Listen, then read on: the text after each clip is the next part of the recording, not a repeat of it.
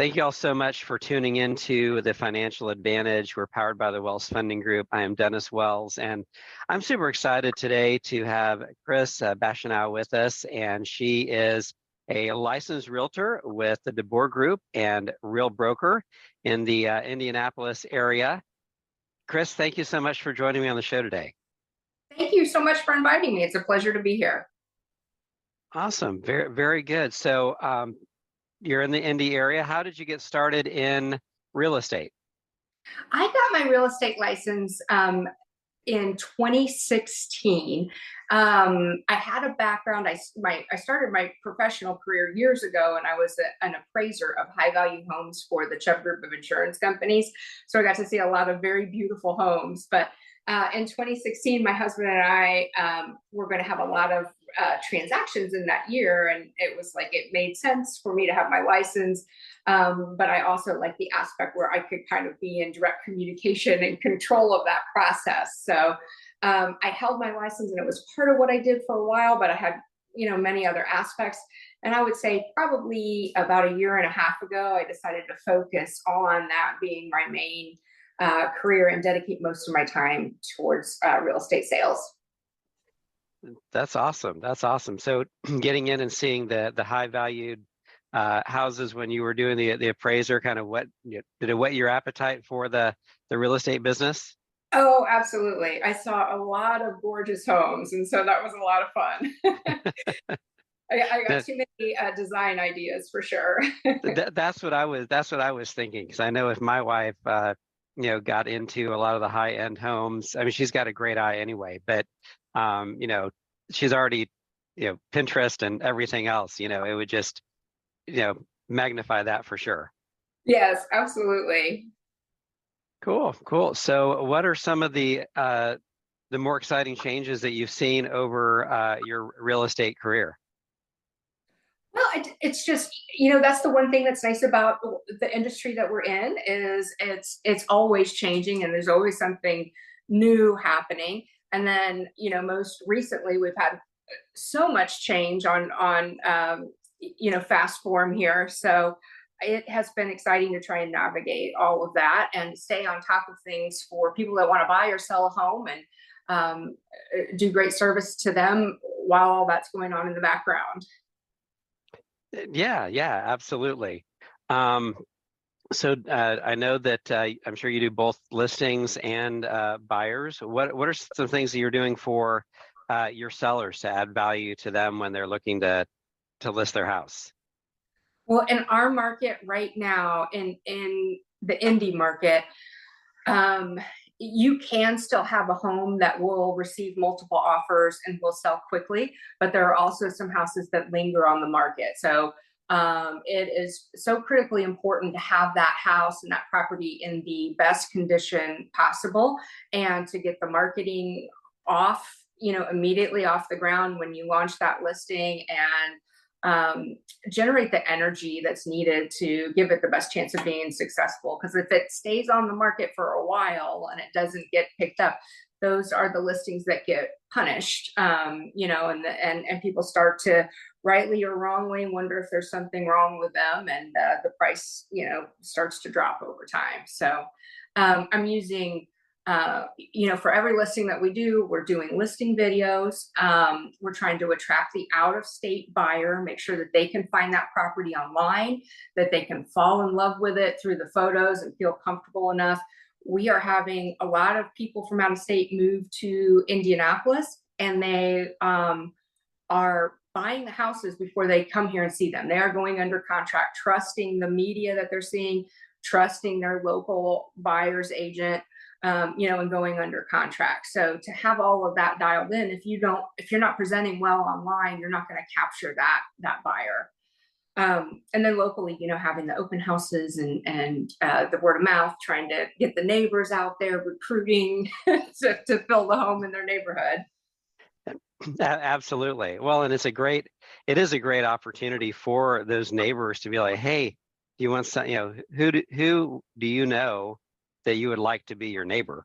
And, give them an opportunity for sure. Yeah, they're the best spokespeople. So I always warn everybody when the listing goes live, you're going to meet all the neighbors you've never met before. They're all going to come and walk through, but that's okay because they're going to want their friends to live here and they're going to brag about how wonderful the neighborhood is. So let's have them all come in. Yeah, yeah. I think obviously two things, right? They want to, they want to see the house, because they want people that they know, and people are always curious too to be like, hey, they're listing their house for this. What could I get for mine? Yes, exactly. Very good. So you're encouraging your sellers to, make sure that, if there are any, honeydew projects that are still outstanding, to get those taken care of. Absolutely. So a really good walkthrough and evaluating the house. Somebody may have lived there in the home for 20 years and the house was fine for them, but guaranteed there's going to be something that comes up in the inspection. So certainly doing a pre-inspection and making sure you don't have any surprises is good. And then helping them to make sure that visually the house is the best it can possibly be. It's that dialed in home in excellent condition that people are buying and it's selling right away.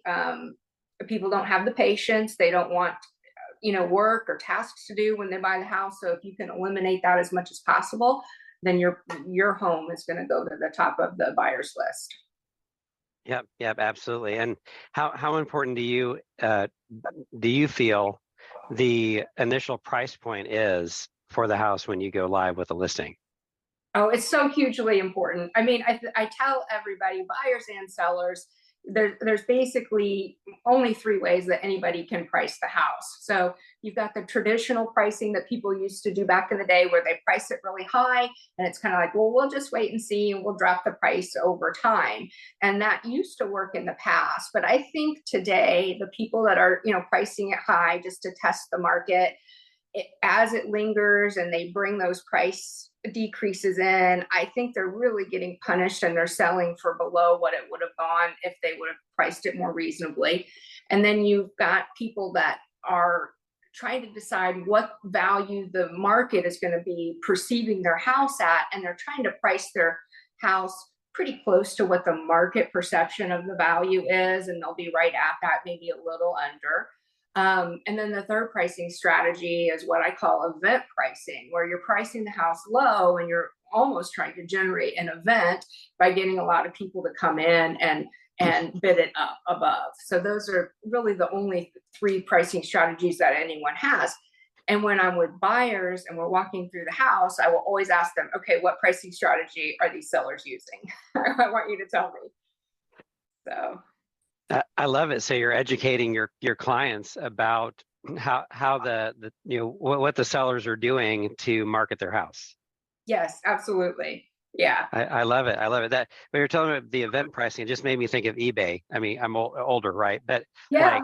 back in the day, they would list something for $1, and then they would, and it might say at 5 or 10, and all of a sudden it sells for like, $3,000 in the last 30 minutes because people jump in there and do all that. So.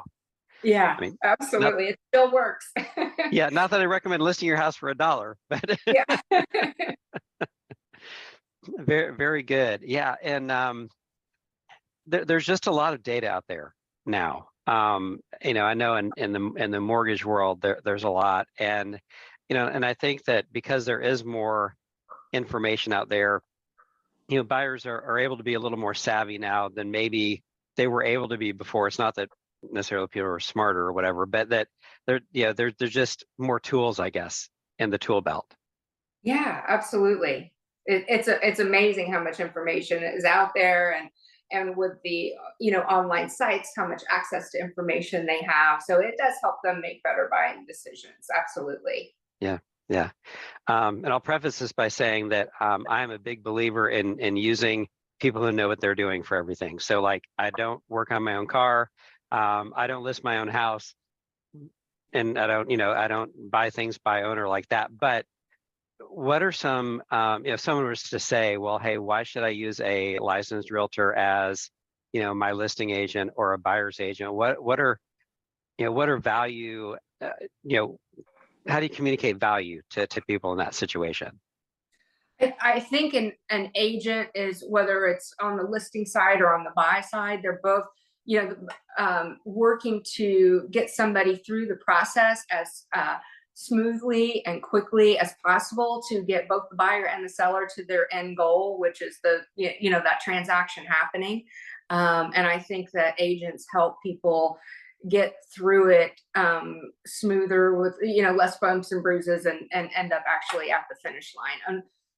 And people get in their own way. They don't have context or understanding of what's going on. They don't understand timelines, and to have a guide with you is hugely helpful.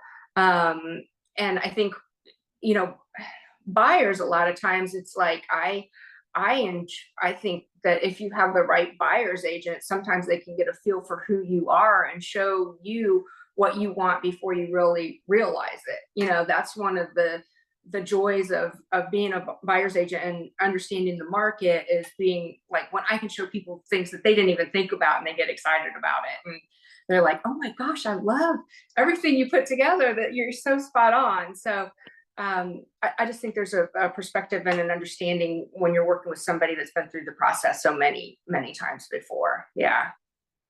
Yeah, I mean, so I'm kind of thinking to myself, right? And I probably have moved more than your average person, but maybe 5, 6 purchases, of houses in my life. And and a good agent, I won't tell you how old I am, but old enough, right? And but a good agent is helping 5 families a month. And so you're just getting, you see so much more, and you have more experience, because over the course of 30, 40 years, you buy yourself 4 or 5 houses. There's a pretty significant gap between the time that you're doing it, and kind of like that analogy that you never step in the same river twice. You really don't in this situation, because the economy is different. The the lending process is different. There may have been changes in contracts and things like that from the first time from the last time that you bought or sold. And to me, it's just key to get someone that knows what they're doing. Yes, yes. And then the other piece of it is this is such an the transaction is so emotional for both sides. Somebody leaving their house and somebody trying to find their new place, and to have some professionals involved. Basically you've got some standard contracts that everybody uses to get through the transaction, but then you've got a lot of personalities and a lot of emotions. Mm-hmm. And so having some people there as professionals to guide you through that, I think is hugely beneficial. Yeah, and sometimes to be a buffer, because they might yell at you, but then you're going to talk very nicely to the other agent, and then so it's not like 2 people that are screaming at each other over something that at the end of the day could end up being very minor anyway. But serving as that, in that role, as that intermediary. Yes, absolutely. So yeah, and I look at because obviously we've talked before about the the settlement the National Association of Realtors did regarding buyer's agency compensation, and one of the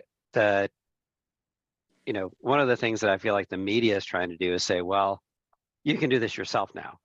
And I mean, in one sense, you always could have, people sell their houses by owner, people without realtors go and buy houses by owner.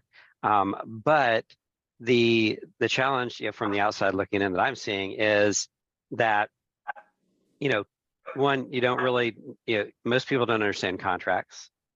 So you have no idea, is this a fair deal or not? Most people don't understand how to negotiate the way that a professional real estate agent does. And just because you can do something, how much time is that going to take? And how many opportunities are you going to miss because you don't have that person working on your behalf? What are your thoughts on that? Absolutely. I just feel like most of the people I work with are professionals. They have busy lives, lots of things going on. And the last thing they want to do is to learn how to be an agent, or, they've got their own profession that they're working on. And no one's really had an issue, with doing it. It's the same way that they would hire an accountant to do their taxes. I'm sure they could figure out how to do their own taxes if they wanted to, Hmm. but they would just prefer to have a professional do that. So Yeah. Yeah. And people are always, most people are willing to trade money for time because they realize they can always get more money. We just can't get any more time. yeah, So to the point of even, Mr. Buyer, I'll pay to send a mobile notary to your office so you can sign at your office and, and not take time away from what you're doing, just so that's more convenient for you. And, and people appreciate, the customer service and the attention to, detail and things that are important to them. yeah, absolutely. And I think through this settlement, one of the things that has come of that is there has been more communication with buyers and sellers and agents, and the additional communication and conversations has been beneficial. And one of the surprising outcomes is, I've had people, talk about the value that I brought for them, and when I was working with a buyer as an example, and the seller came back and wanted to counter my commission back, and she was very vehement. No, absolutely, you're going to get paid, and it just makes you feel so good, and she said, you've provided value to me, Mm-hmm. and your commission is not under discussion here. So I think that's been a good thing to reassert that, and to have those conversations that we didn't have before. Yeah, absolutely. And I think the end result is, for realtors like yourself that are already adding value to your clients, they're able to see that a little bit more, but also is providing more clarity. And I think at the end of the day, and anytime there's more clarity in some kind of an industry, the people that are professionals, tend to do even better through that Yeah, process. yeah, absolutely. Very good. So what advice would you give to, either a newer agent or someone who might be thinking about getting into the real estate business? So I would say, as a new agent, when you start to get your business and things start to flow for you, I would recommend to just focus on trying to um, be the voice of reason, and try to maintain your calm as much as possible. There are so many different people that you'll interact with on any given transaction, and just to maintain your positive nature and outlook, and not let anybody get to you, or not let the stress get to you, or don't let that show. So I would say that would be my biggest advice, is to make the process as smooth as possible for everyone. Let people know what you're doing, like give them insight into the work that you're doing, but keep everything as cordial as possible. Yeah, 100%. And I mean, because I have a family member that's played, in bands probably, as long as I've been alive anyway. But he has a saying where he says, it's live music, anything can happen. And, I feel that way about the real estate mortgage industry. When people are buying and selling houses, there are so many moving parts that just like I'm sure a mechanic working on a car, sees a lot of things that we don't when, we just get in and, press the button and it turns on. But, just seeing, you're working with, buyers and sellers and a title company and insurance agents and, lenders, and, depending on how many transactions you have back to back to back, and, having that communication and having that knowledge on how, what are the best ways to, to make that process as smooth as possible. That's a sign of true professionalism for sure. Yeah, and I think you'll also find that usually there's a lot more things going on in the background than what we're aware of, that people are struggling to get through. You've got people trying to pack up their entire house. They're trying to maintain their daily work schedule. They're trying to get through the lending process, and all the forms that are coming and going, and coordinate the time of somebody else coming into their home and complete their inspection responses. So there's usually all these things going on in the background. So it's to kind of be aware of that and aware of the stress level that people are at, and that might be, kind of why they're reacting the way they are, and to be extra delicate as you navigate things that might not seem like it would be a big deal, but then it is. And just to try and really be understanding of the buyer and the seller as they're trying to get through all this. 100%. Well, I know that real estate can really be a 24/7 career, but when you're not, helping people buy and sell real estate, what are things that you like to do in your spare time? I wish I had spare time. What is that? I literally, I feel like my whole life is real estate. I don't have that much time off, but every now and then I get some time to enjoy my granddaughter. She's 7 years old. And so we like to watch her soccer games and spend as much time as possible with her as we can. So. Yes, I found that if I knew how great grandchildren were, I would have had them first. Yeah. I've now come to the point where we put up with our children for the grandchildren. Yeah, no, just very good. Well, so she's into soccer. Is she into a lot of different sports? She's into soccer. She's into dance. So yeah, she's definitely busy, and she wears me out. So, but we love getting to see her as much as we possibly can. That is great. That's awesome. So what would you say is maybe the biggest personal challenge that you're facing right now in the business? Just timing, and really it's time. I am stretched so thin. I feel like there's so much demand, and there's so many people to work with, and trying to be able to help everybody that wants help, and just sometimes it's hard to do it all. So just trying to figure out the time of I wish I could multiply myself. So that would be my biggest challenge for sure. No, I totally understand and totally sympathize and 100%. And I see that in my life. I see that in the lives of a lot of others. And there is that saying that if you want something done, give it to the busiest person that you know. But sometimes that's not wrong. So. Yeah, absolutely.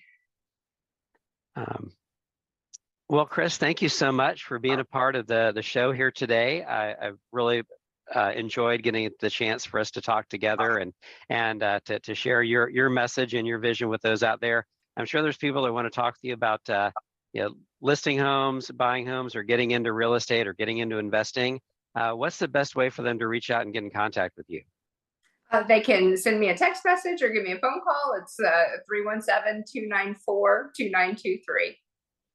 I love it. Well, thank you very much again. And thanks everyone for listening to the podcast here today. We are powered by the Wells Funding Group.